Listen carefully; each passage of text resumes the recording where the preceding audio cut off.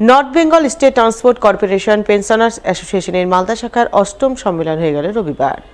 এদিন এই সম্মেলন অনুষ্ঠিত হয় মালদা বার্লো গার্লস হাই স্কুলে। উপস্থিত ছিলেন north Bengal State Transport corporation pensioners অ্যাসোসিয়েশনের কেন্দ্রীয় কমিটির সভাপতি শ্যামাপদ অধিকারী, কেন্দ্রীয় কমিটির সদস্য প্রদীপ কুমার রায়, সিটু নেতা নুরুল ইসলাম সহ অন্যান্যরা।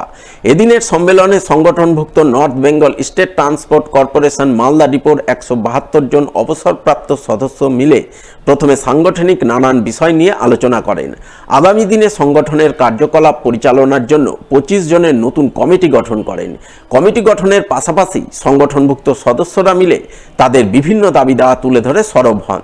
দাবিগুলির মধ্যে নিয়মিত পেনশন প্রদান, উৎসব ভাতা প্রদান, বকেয়া মহার্ঘ ভাতা প্রদান ইত্যাদি ছিল অন্যতম। সম্মেলনের মধ্য দিয়ে নতুন নেতৃত্ব তৈরি হয় এবং নতুন নেতৃত্ব আগামী দিনে সংগঠনকে শক্তিশালী করে নিয়ে যেতে পারে।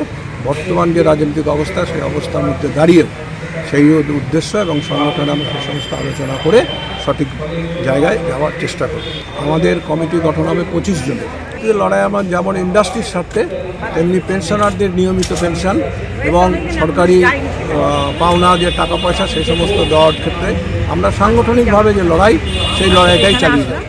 মাধ্যমিকের আগে মাধ্যমিক পরীক্ষার্থীদের পরীক্ষার প্রস্তুতি ঝালাই নিতে বিশেষ উদ্যোগ গ্রহণ করল অখিল ভারতীয় রাষ্ট্রীয় শৈক্ষিক মহাসংঘ। রবিবার রাজ্যের ১৫টি জেলার সাথে মালদাতেও আয়োজন করল মাধ্যমিক পরীক্ষা প্রস্তুতির মক টেস্ট পর্ব। মাধ্যমিক পরীক্ষা প্রস্তুতির অঙ্গ হিসেবে এদিন মালদা জেলার ৫টি কেন্দ্রে এই মক টেস্ট অনুষ্ঠিত হয়। এমনই মক টেস্টের ছবি নজরে আসে হবিপুর ব্লকের আইহো হাই স্কুলে। আমরা আই স্কুলের ছাত্র, আই স্কুলেই দিয়েছি।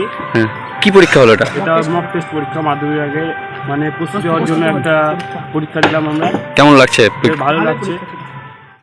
এই প্রসঙ্গে অখিল ভারতীয় রাষ্ট্রীয় শৈক্ষিক মহাসংঘের রাজ্য সম্পাদক উজ্জ্বল কুমার তালুকদার জানান, গত ৪ বছর ধরে তারা মাধ্যমিক পরীক্ষার প্রাক্কালে মাধ্যমিক পরীক্ষার্থীদের পরীক্ষার প্রস্তুতি ঝালাই নিতে মক টেস্টের আয়োজন করেছেন।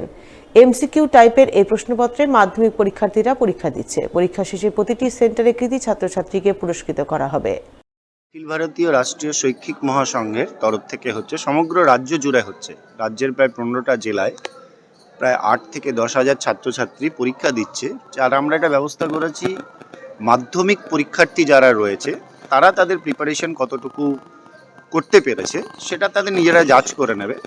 সেই জন্যই মাধ্যমিকের মক টেস্ট আর কি, সেই জন্যই পরীক্ষা হচ্ছে। এটা মাধ্যমিক পরীক্ষার্থী যারা, অর্থাৎ 10 যারা মাধ্যমিক দেবে, 10 পাস মানে উঠেছে, 10 পাস করেছে টেস্টে, তাদের জন্য।